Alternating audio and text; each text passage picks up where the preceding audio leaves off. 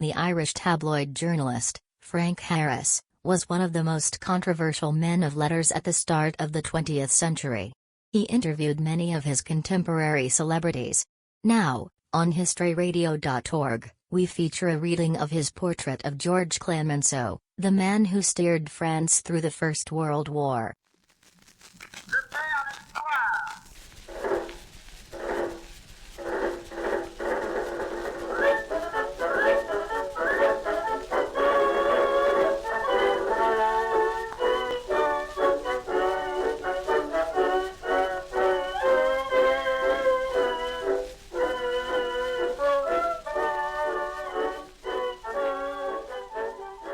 I watch our blue-uniformed men at war, as they pass with a friendly and serious look. Generously covered with mud, this is the artillery, slow marching, which is moving its cannon under a fantastic camouflage, a mockery of reality. A glistening slope of soaked earth is set in a frame of shattered trees, twisted into indescribable convulsions of anguish with the gaping wounds inflicted by the storm of iron.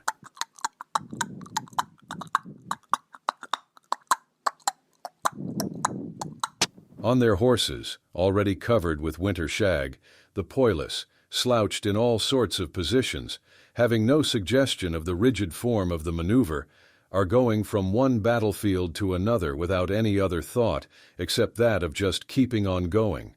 In colorless and shapeless uniforms, indescribably rigged out, and in poses of the most pleasurable leisure, the soldiers of France picturesquely slip from glory to glory, less aware, it seems, of historic grandeur than of serene gladness in implacable duty. They are picturesque because nature will have it so, but without any romanticism or sense of posing.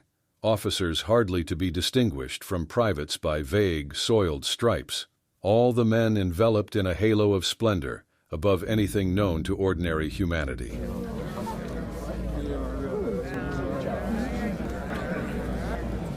And I have said nothing of the people about, silent, all in mourning, their souls full of tears, which finally brim over. Men, hats off, motionless as statues, proud of becoming great through their children. Mothers, with seared faces, superbly stoic under the eye of the greater maternity of the great country. The children in the ecstasy of feeling about them something greater than they can understand, but already certain that they will understand someday this immortal hour. And not a cry, not a word sounds in the air, nothing but the great silence of the courage of all of them. Then everyone goes away, firm and erect, to a glorious destiny. In every heart La France has passed. Georges Clemenceau.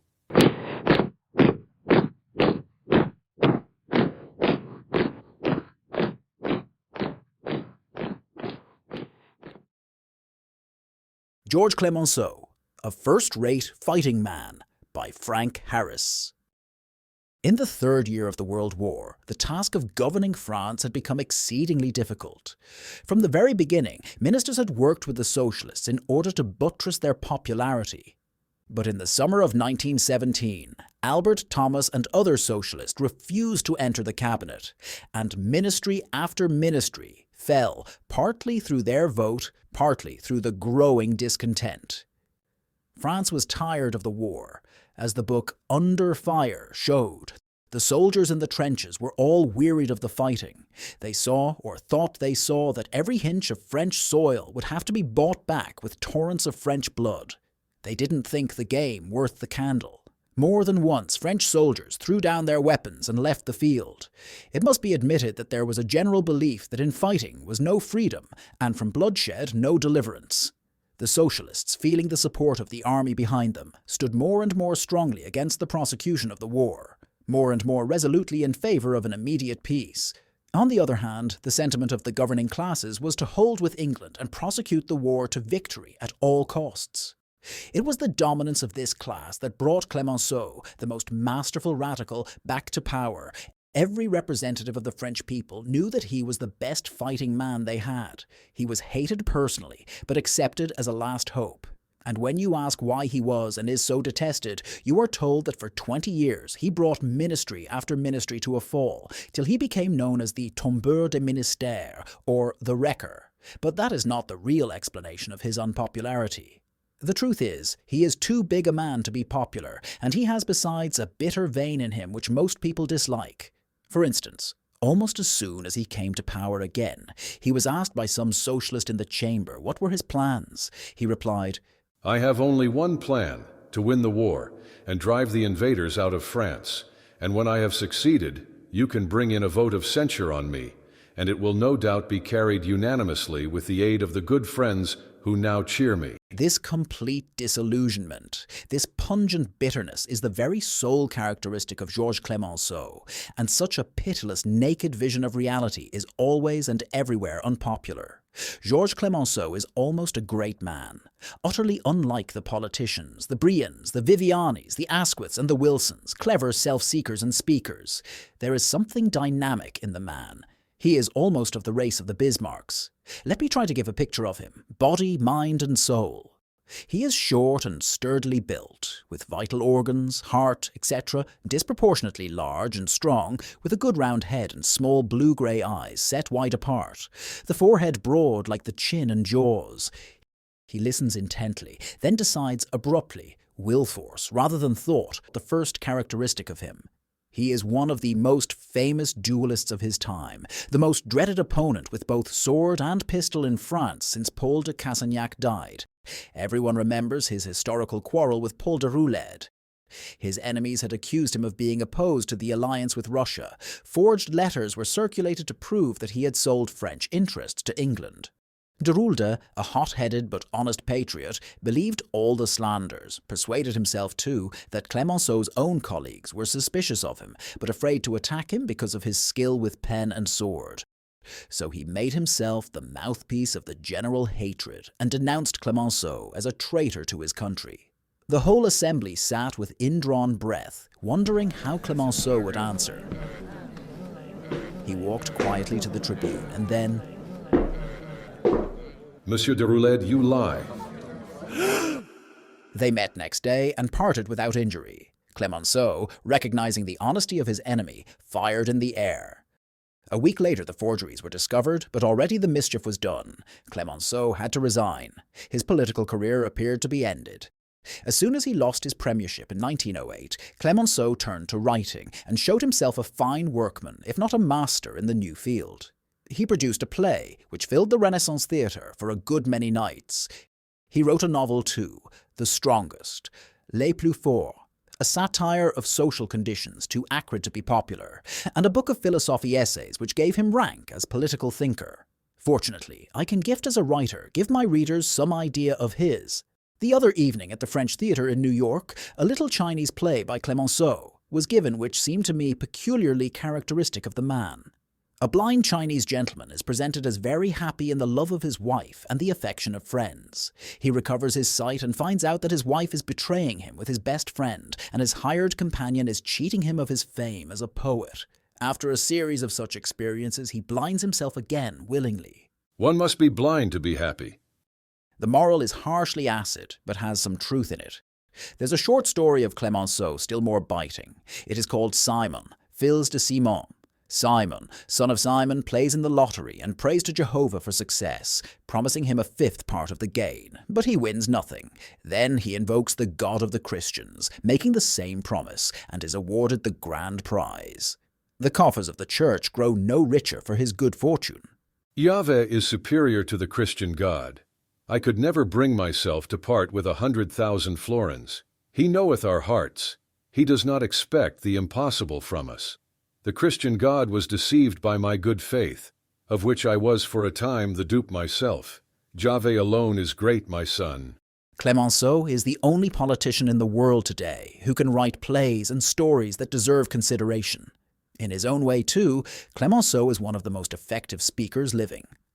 Like everything he does, his speaking is intensely characteristic. He stands rigidly, talks slowly, deliberately rather, as if he were weighing every word and seldom raises or alters the inflection of his voice.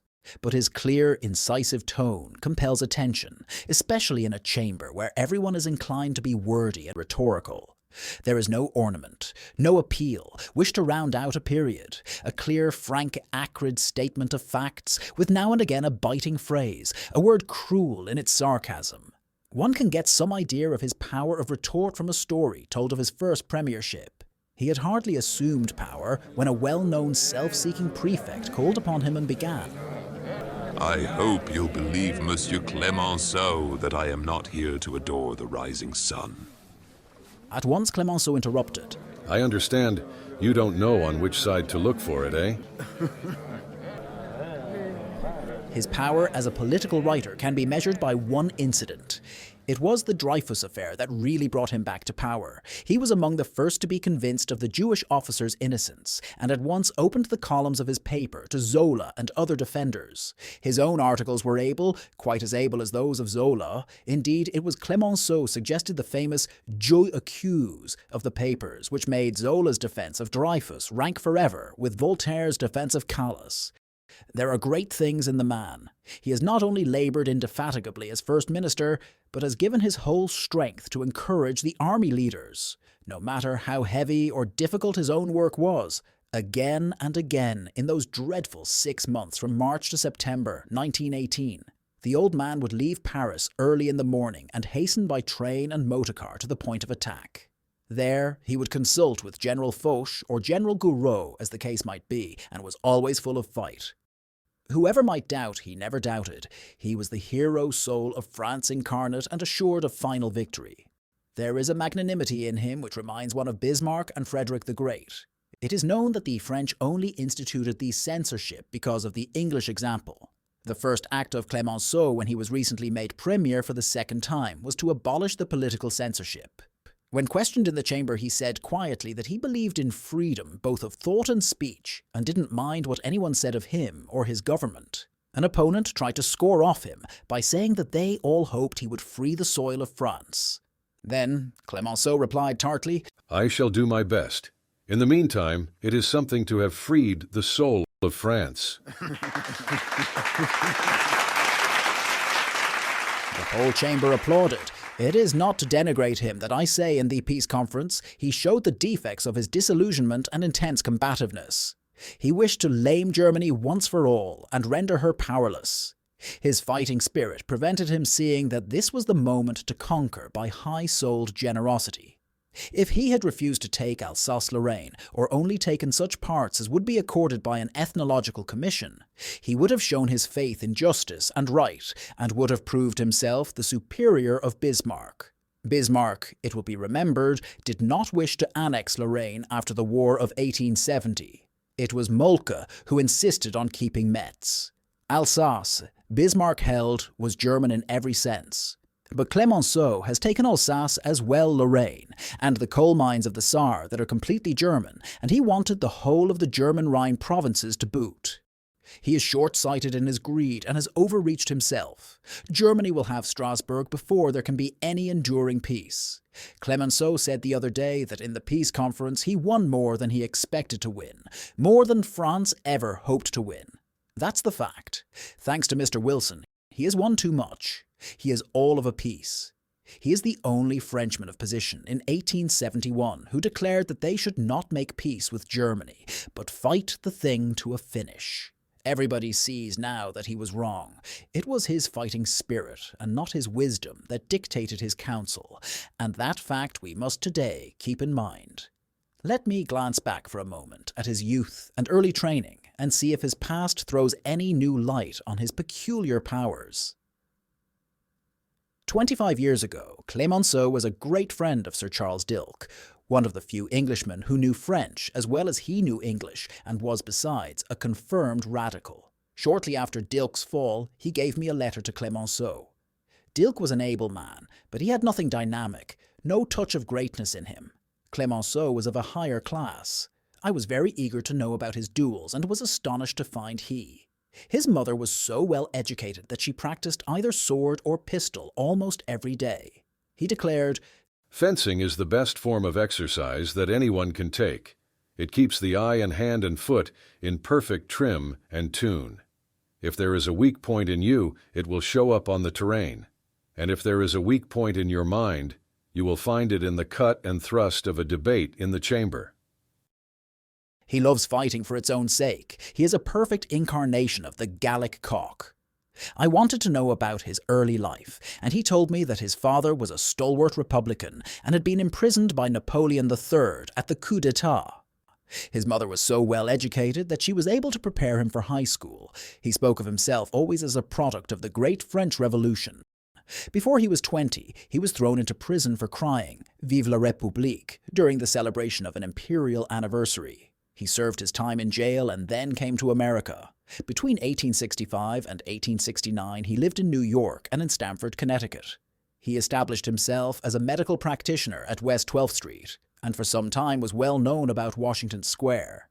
He was never interested, he told me, in medicine, though his thesis on anatomy, a presentation copy of which can be found in the Astor Library, is an admirable treatise. Clemenceau learned a great deal in America, but he is chary of saying what he thinks of it. He avoids unprofitable condemnation by an epigram. Americans have no original ideas and no coffee fit to drink. It is not to be wondered at that his judgment of America is somewhat summary and severe. Was not able to make a living as a doctor. Though he knew English remarkably well, he was not sufficiently master of it for his mind to move freely in that rather heavy harness, so he suffered a good deal from poverty in New York and finally got employed by a Miss Aiken in a girls' boarding school at Stamford as a teacher of French. That America could use Georges Clemenceau in no higher way than as teacher of French in a young ladies' seminary is sufficient criticism of our civilization to anyone who understands the full significance of the fact. While a teacher, he translated the political economy of John Stuart Mill into French and thereby showed the deeper affinities of his mind. Like the Englishman, he was a believer in individualism and therefore in liberty in the widest sense. But like Mill too, he had an active sense of social justice, thought that employment should be found by the state for anyone who wanted it, and that a minimum wage and a very high minimum wage should be given to all working men and women. A born individualist, he even so believed in the nationalization of railways, telegraphs, telephones, and all public utilities. But he has always felt that progress comes through the gifted individual and by virtue of his efforts, and in no other way. He fell in love with one of his pupils and married her in June 1869. A year later, he returned with his wife to France. After some years, Mrs. Clemenceau obtained a divorce, and Clemenceau married again. During the Franco-Prussian War, Clemenceau was mayor of Montmartre. One of his duties was to see that 150,000 men were properly fed. He thus became responsible for large amounts of money and, foreseeing the accusations that might be brought against any official's honesty in those trying times, he took the precaution from the beginning of engaging an expert accountant to take charge of and disburse every cent of the public funds. At the end of the war, though mayor of the most popular district of Paris, he stood out against the Commune. Yet for 5 long years he worked for a general amnesty for all the communards. He thought them mistaken, but after all, they were Frenchmen. From 1871 to 1875 he was a member of the Paris Municipal Council, of which he became president in 1870.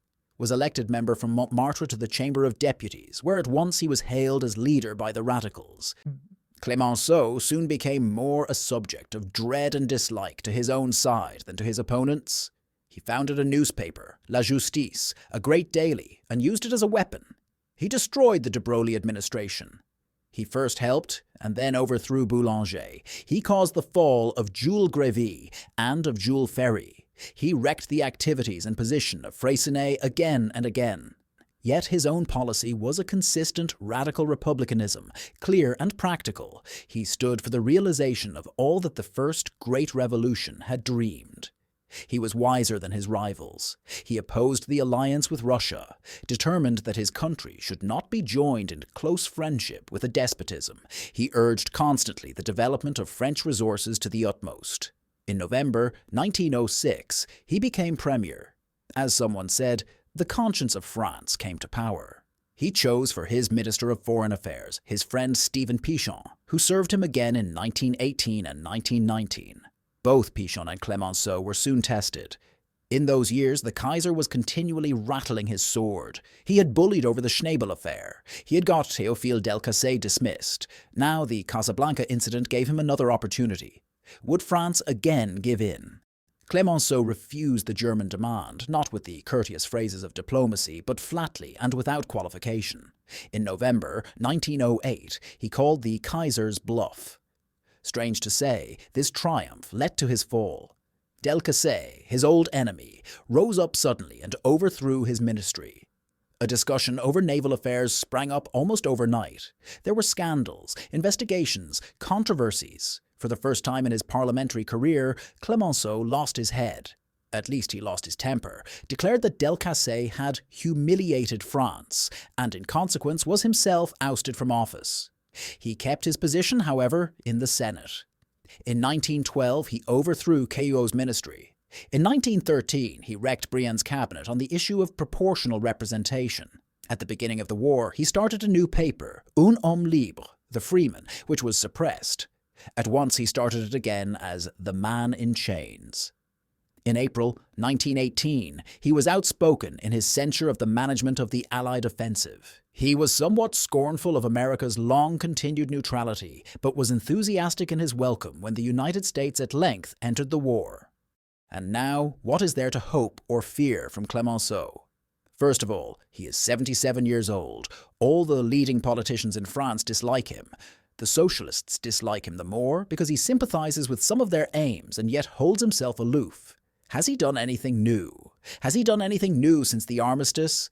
Is he likely to do anything memorable in the future? I am fain to believe that he reached his highest height in the summer of 1918 when he forced the unification of command under Foch by threatening to make peace with Germany if the suggestion were rejected, and made himself, as I have described, the life and soul of the French offensive.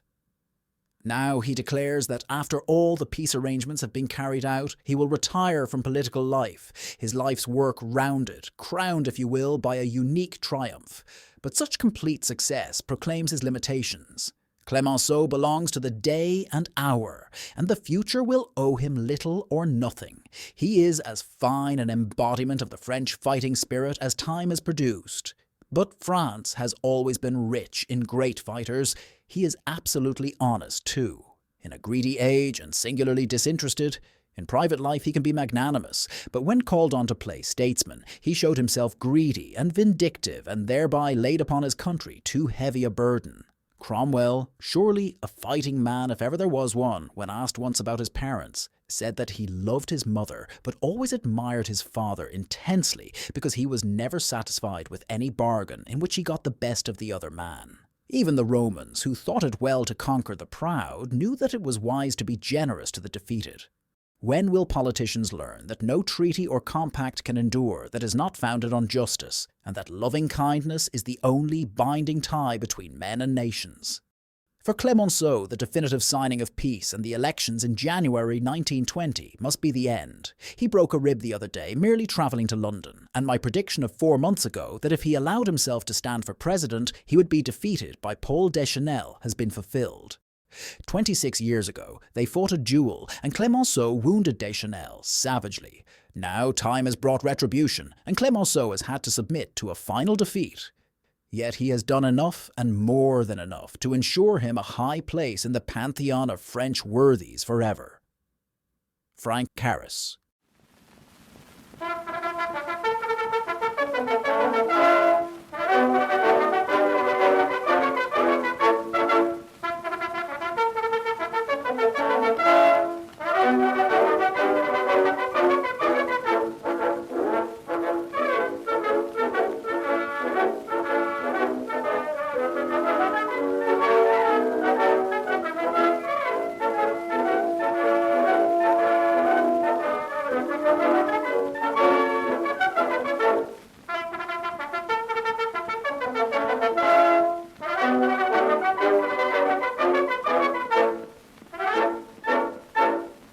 At the moment when he was swallowed up in the perpetual night of the tomb, Marshal Foch seems to have left a whole quiverful of stray arrows to the uncertain bow of a chance archer. The present hour is not one for suggestions of silence. On every side there is nothing but talkers talking futile words, the sound of which perhaps charms crowds of the deaf. Not that this matters to me so much as might be imagined. When a man has placed the whole interest of his life in action, he is little likely to pause over unnecessary trifles. For my part, I see you in all the triumphant assurance of that commanding voice of yours, which was not the least of your accomplishments. We did not always agree, but the tilts we had at one another left no ill feeling behind, and when tea time came round you would give me a nudge and utter these words that were innocent of either strategy or tactics. Come along, time to wet our whistles. Yes, we used to laugh sometimes. There is not much laughing today. Who would have thought that for us those were, in a way, good times? We were living when the agony was at its worst. We had not always time to grumble. Or, if there were occasional grumblings, the arrival of tea put an end to them. There were displays of temper, but there was one common hope, one common purpose. The enemy was there to make us friends. Foch, the enemy is still there. And that is why I bear you a grudge for laying your belated petard at the gates of history to wound me in the back, an insult to the days that are gone. I am sure that you did not remember my farewell to you.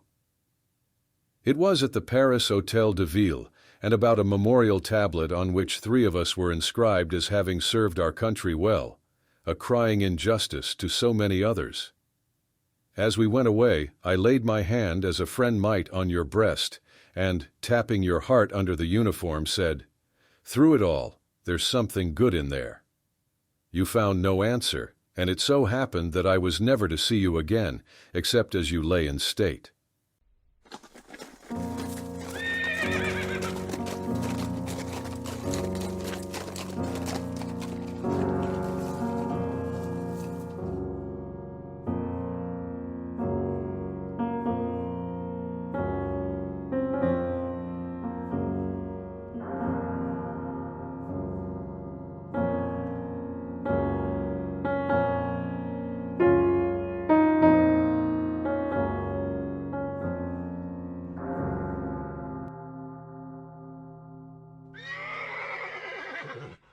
You have just heard a reading of a portrait of Georges Clemenceau by Frank Harris.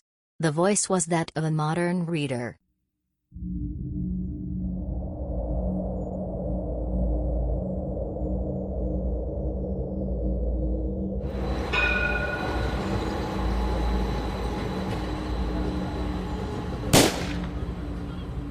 We willed it not.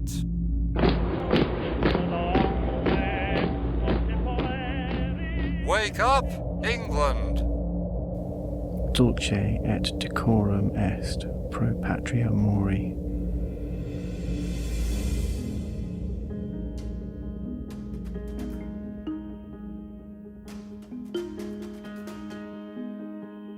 This is historyradio.org, a free educational radio stream, remembering the First World War.